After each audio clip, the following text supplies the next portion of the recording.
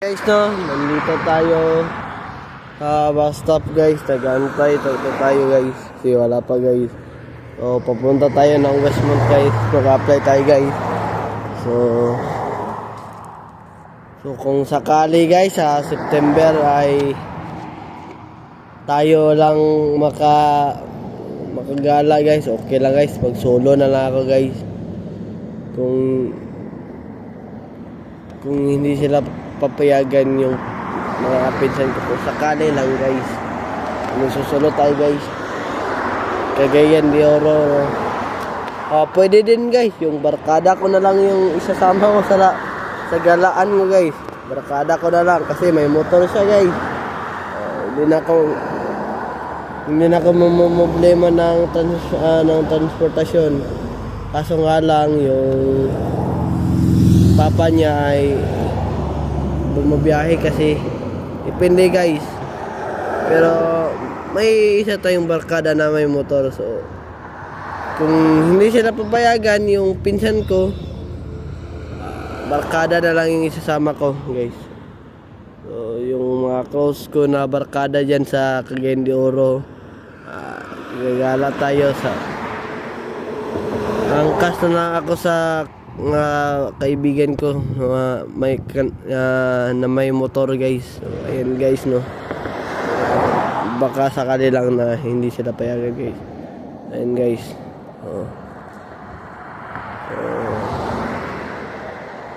Ayan guys, no, viral yung ano guys, yung isang babae guys sa anong tawag nito, sa bus guys, no, na nagreklamo siya kasi puno na daw yung bus.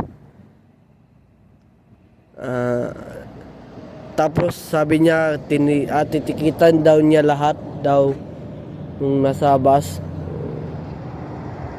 Para sa akin lang guys, no, hindi porket na yung may trabaho ka sa gobyerno gaganyanin lang. Sinabi niya guys na taga Manila siya.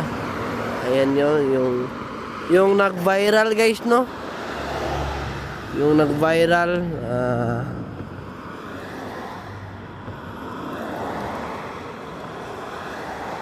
Dapat i-report nyo yan sa police station. Kasi yung bus normal naman, yung bus na mapuno guys. Kasi yung bus malaki kasi. Ala naman lang, malaki yung bus tapos kunti lang yung pasahero, di ba? Pangit tingnan. Di ba? Pangit tingnan. So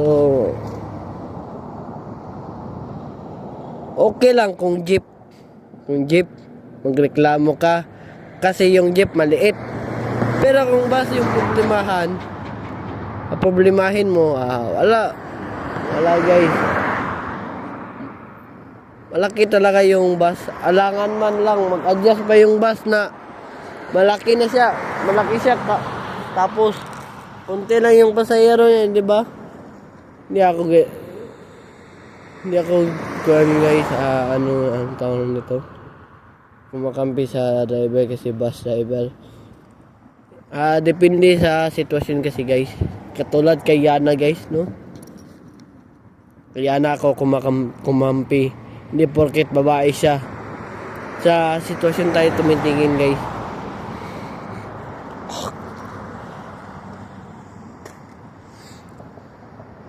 Fly high na pala, no, kay Bibi Malia nung na-disguise siya sa NAIA terminal, no. Condolence sa inyo, sa pamilya niya.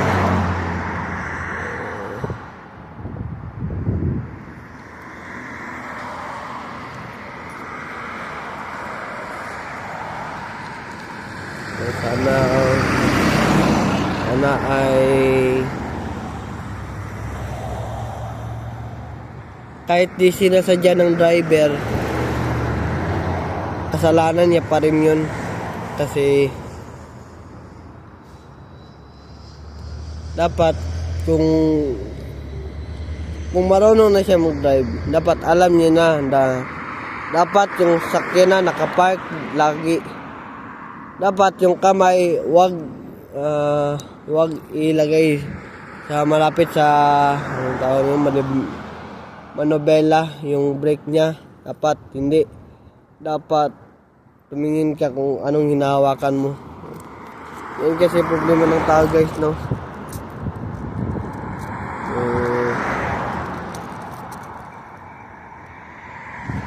May mali yung driver guys.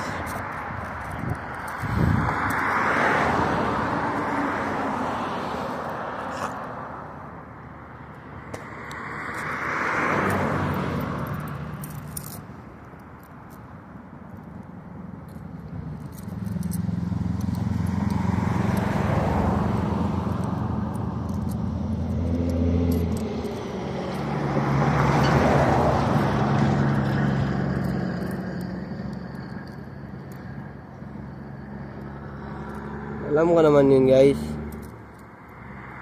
Kaso lang guys, wala tayong magagawa guys kasi nadamay kasi yung mama guys. Okay lang guys kung na-aksidente tapos hindi siya napuruhan guys, nakuha siya guys. Okay lang guys kung ganun yung nangyari or totoo talaga may sasakyan. So yun guys, no. Buti na lang guys, nakulong na yung bumangga guys. Deserve niya makulong guys kasi driver siya, dapat alam niya na dapat yung manobela nakalagay sa park. So, ayun kasi yung problema guys. Kung sino pa yung nagda-drive, siya pa yung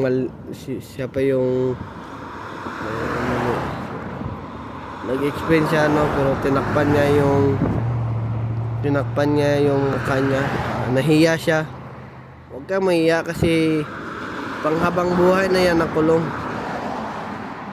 Kahit ako, no, kung ako nasa kalagayan ng isang magulang, no, kung ako yung magulang tapos yung anak ko ganyan din yung gagawin ko guys, pakukulong ko rin guys. Di porket sinabi niya na hindi niya sinadya guys, pero normal lang guys kasi ama yan guys, papakulong talaga niya guys. Tama yung ginawa ng ama, panghabang buhay. Dapat hindi na yan anong tawag na to, piyansahan. Kasi kapag papiyansahan mo yan, baka maulit na naman. Ayun guys, no? Ngayon guys, kasi siya guys, sa Bisaya tayo. So ngayon guys, no, may mga tao na tagalaga na punta sa anong tawag nito sa ginagawa mo. Sabihin nila mga kabataan ngayon ganyan lang ugali guys, no? Hindi guys. Mga tao talaga ngayon sinisisi na yung kabataan. Hindi naman kasalanan ng mga kabataan na gagawa siya ng kamalian eh. Hindi guys. Mga tao talaga ngayon na may masabi sa mga kabataan na mga kabataan ngayon pariwara na. Di ba? Shout out sa mga magulang dyan na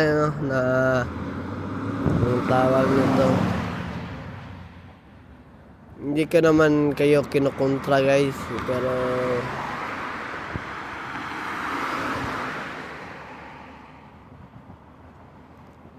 pero lang, bakit kinukuntan nyo yung Mobile Legend? Ano bang nasa Mobile Legend? Wala namang ginagawa yung Mobile Legends. Walang ginagawa na mali, no? Tama lang yung ginawa. So, walang problema sa ML. Ang problema lang yung tao. na puro judgmental, di ba?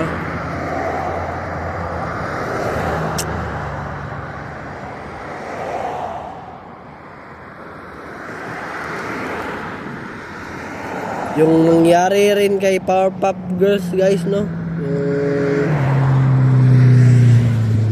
na aksidente rin sa motor na yung tawag nito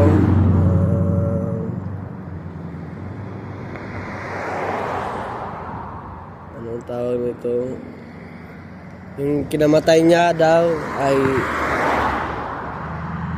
sinisi sa ex-boyfriend at present boyfriend, guys, no? Yung si Powerpuff Girls, yung nag-vlog na sumakay ng kabayo, guys. So mga tao talaga ngayon na kapag may na-aksidente, motor yung sisisihin. Delikado na kasi yung motor. So palaging ganyan yung mga ugali ng mga tao, no? Delikado na yung motor. Kahit sasakyan, guys, delikado rin, guys. Mga tao talaga kayo, mga ganyan yung ugali, guys. Sisisihin nila yung motor kasi yung motor ay delikado daw. Hindi, guys, mali yan, guys. Bakit? Yung motor ba yung nag-drive? Ikaw, di ba? Yung ikaw naman ang nagmaneho. Motor lang yun gumagalaw. Oh. Ikaw yung paggalaw sa motor, no? Yung mga tao talaga yun, guys.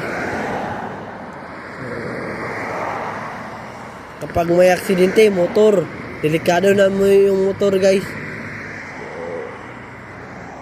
Shout out sa kilala ko dyan. Sinabi nila na huwag ka na bumili ng motor kasi delikado daw yung motor. So, guys, no? Mali. Kung sasakyan yung bibilhin ko, guys, kunwari lang, guys, nasira, guys. So yung bumper yung nasira, guys. Mahal naman yung bumper yan, guys. Hindi naman yan mura yung bumper. Nakalimutan ko lang kung saan yung bumper. Hindi, nakalimutan ko. Kunwari din na nasira yung spark plug. Spark plug ba yung tawag? Hindi ko alam, guys. Basta natatandaan ko lang yan, guys. Or yung anong tawag nito? Or yung makina mo sa sasakyan nasira. Kunwari lang. Di ba? Tapos pinayos mo, kaso lang mahal yung singilan. Mas mahal yung sasakyan, guys, kaysa motor. Kasi yung motor, mura lang yan, guys. Kasi yung mga tao talaga yun, puro negative na yung nasa isip nila, guys. Wala nang positive. Ayun, guys, no? Wala nang positive. Pasensya na kayo kung natatamaan kayo sa sinasabi ko. Gaya nga ng kasabihan, bato-bato sa langit ang matamaan ay huwag magalit. Wala akong pakialam kung may natamaan sa sinasabi ko, guys. Mas ang importante lang sa akin, guys, no, ay kayong ganyan, guys.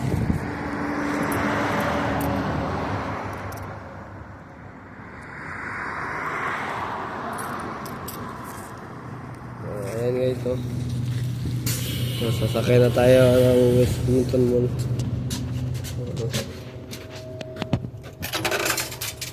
Thank you.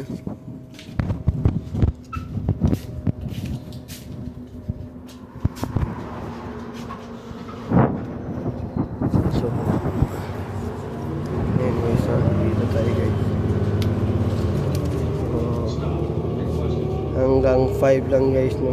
Hanggang 5.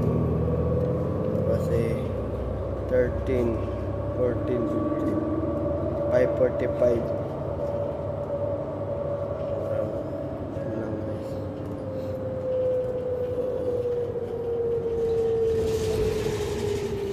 Ito pala yung dinala ko, guys, no?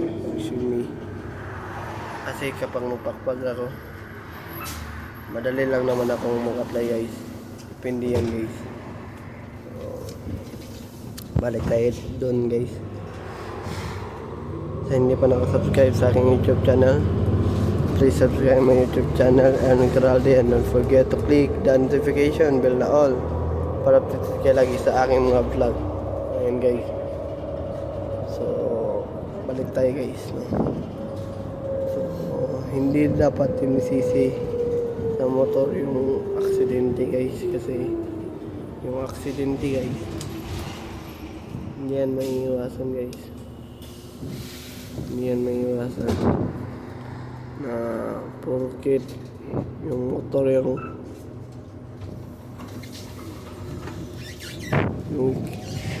ikinimatay sa'yo yung motor nakabangga sa'yo. Hindi guys, kasi ang nagdadrive dyan guys ay tao, hindi naman yung motor. Normal guys, umaanday ang motor kasi nilagyan mo ng susi guys. Parang ano tawag ito?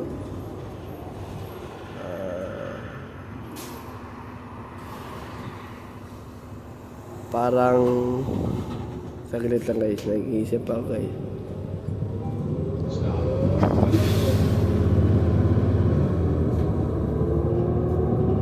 Parang restaurant lang yun guys, or business. Hindi gagana ang negosyo mo kung wala kang employee. Kasi sino mag-aasikaso ng business mo? Ikaw lang. Wala kang employee, no? Diba guys? Ganyan lang din guys, no? Ganyan lang din guys. Yung motor. Next year guys, uuwi ako guys. Hindi na ako babalik sa Canada guys. 2026 guys. I think guys, May guys, baka May uuwi ako, or aagahan ko na lang guys kahit April guys. Kasi hindi ko na kaya dito sa Canada guys, no? Napakapangit na sa Canada guys. Kasi yung mga tao, puro pera lang yung laman. Wala nang pagmamahal. So ayan guys, no? Puro na pera. Ayan pala yung police guys.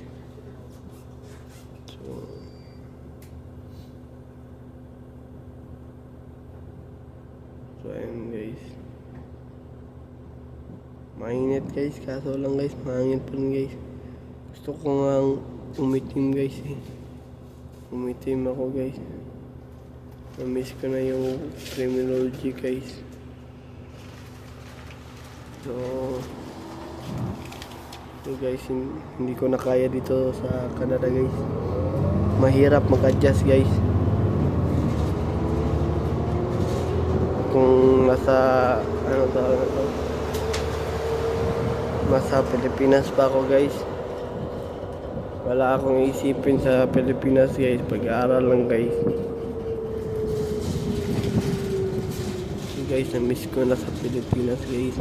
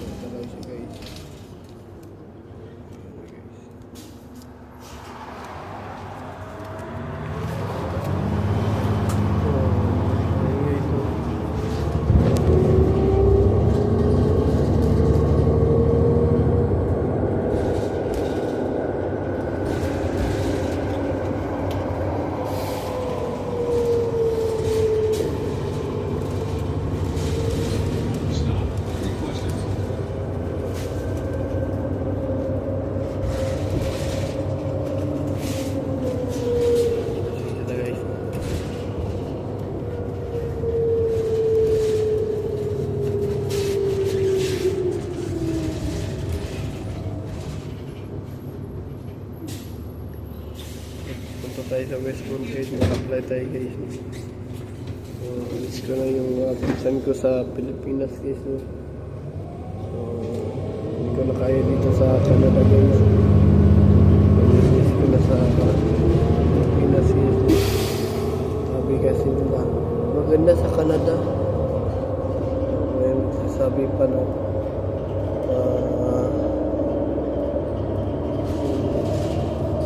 may pera daw dito sa Canada. Malaki na yung sahod. Wala akong pake guys. Malaki yung sahod guys. Mas ang importante sa akin guys. Yung mga pinsan ko guys. No? Guys, no? Miss ko na talaga yung mga pinsan ko guys.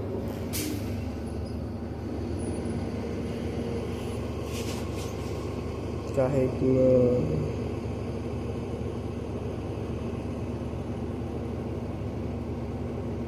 hindi pa ganun katagal, 5 months lang kami nakita, pero matagal na yung 5 months guys. Kahit video call guys, hindi ko kaya yung video call guys, kasi okay lang naman yung video call guys, pero namimiss ko na kasi sila guys. No? So hindi importante sa akin yung pera guys, importante sa akin yung pinsan ko guys. No? Bakit yung mga taong ganyan guys? Sabihin nila na huwag ka nang pumunta sa Pilipinas, delikado na daw. Delikado na dito sa Pilipinas. Marami ng adik. Yan kasi yung nasa utak nyo, judgmental. Bakit lahat ba ng tao sa Pilipinas ay adik? Diba mga bubungan yan mga tao? Wala akong pakialam kung matatamaan ko sa sinasabi ko. Importante sa akin ay nalabas yung hinanakit ko guys, yung problema ko guys. Ay, yung mga tao alam yung anong sitwasyon ko, pero wala, parang nagbibigyan ako. Hindi ko na kaya dito sa Canada guys. No? Napakapangit dito sa Canada guys. Buti pa sa Pilipinas.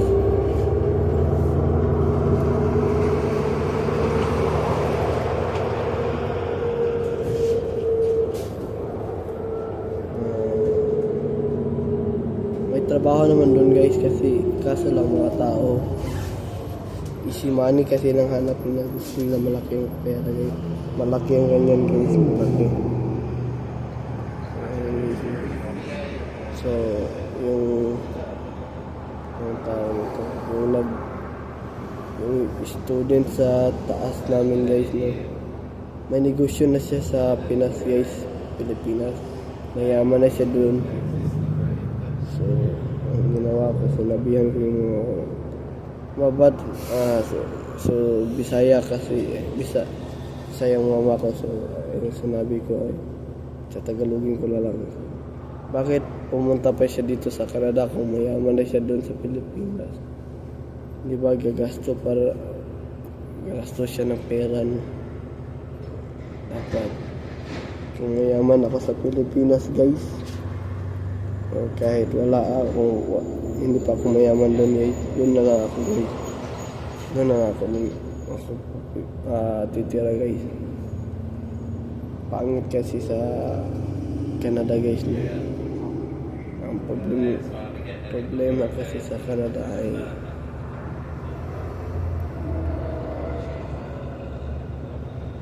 yung panahon guys, yung anong tawag nito,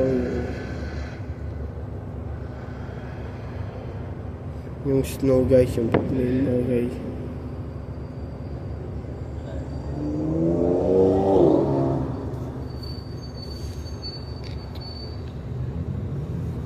Ayan guys, na yung problema ng mga tao guys. Gusto kasi nila malaki ang pera guys. Gusto nila si money, hindi nila gusto ng hard work. Kung gusto nito pa hard work guys, no? Kung hard work ako guys, makukuha ko rin yan guys. wala pa rin yung pera na yun guys.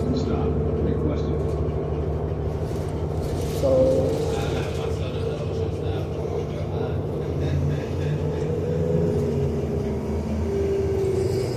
yan guys.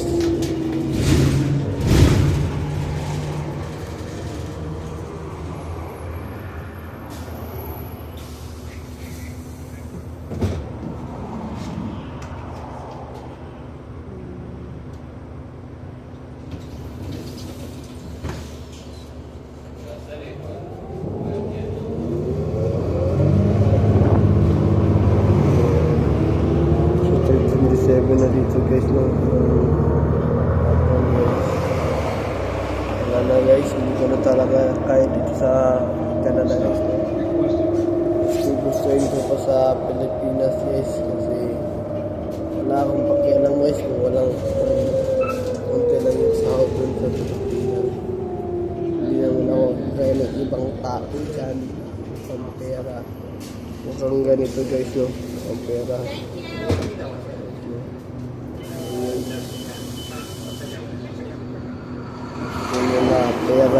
Pera lang yung nasa isip nila guys,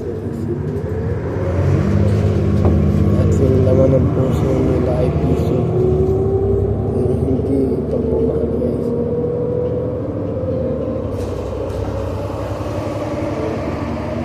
Hindi nila isip mo pag pera yung nasa puso nila guys, hindi naman yan madadala sa langit guys no. Type na tayo guys kasi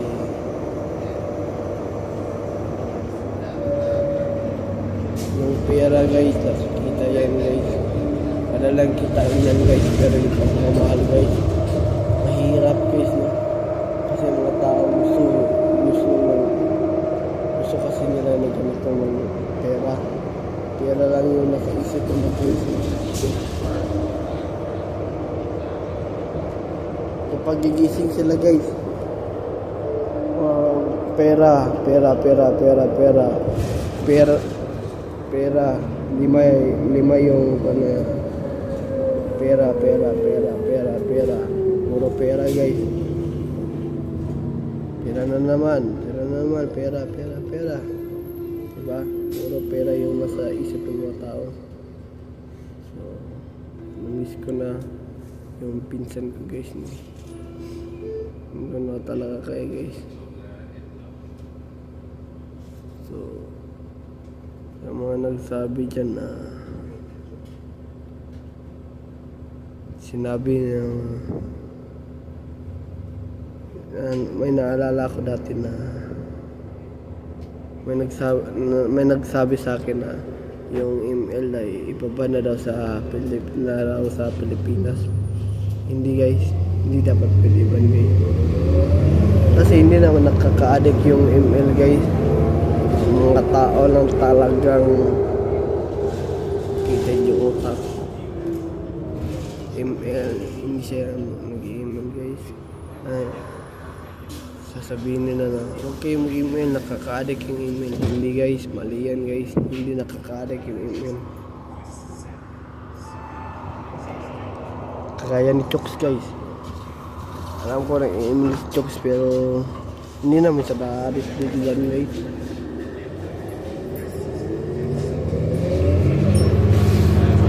Basta ako guys, email din yung pipiliin ko guys no?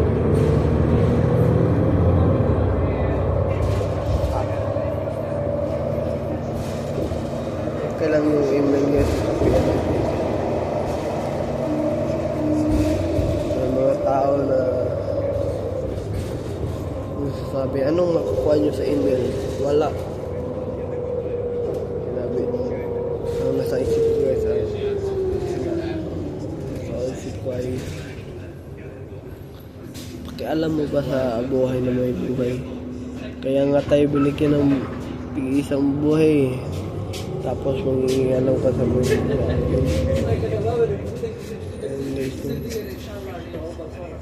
So, yung mga tao nangingialam sa buhay mo, i-bash nyo, diba? Huwag kayong papaapi guys.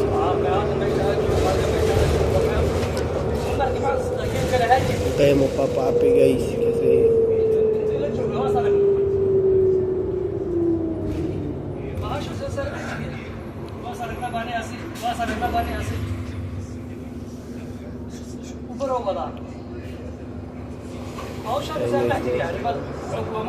so congratulations pala guys kay Congressman Attorney Lordan Swan.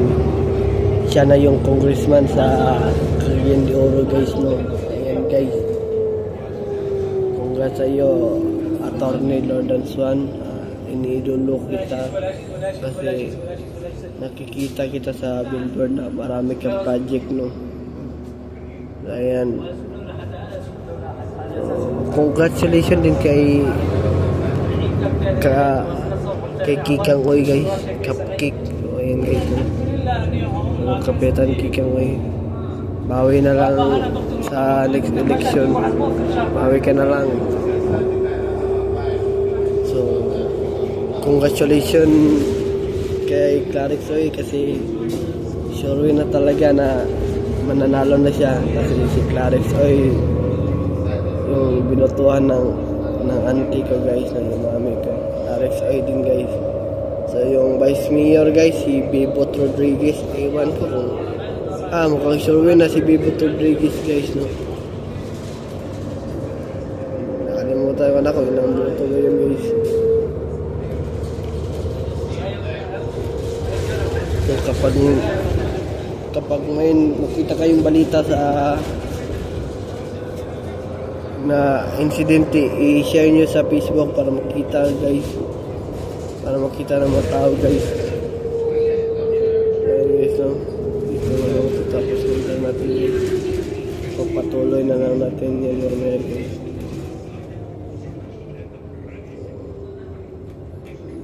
Please subscribe my YouTube channel and don't forget to click the notification bell now para updated ka lagi sa aking mga vlogs. Ayan muna guys. See you for my next vlog guys. May isa akong kasabihan guys. Bato sa langit ang tama na magagalit. So shout out sa mga judgmental dyan, Marites,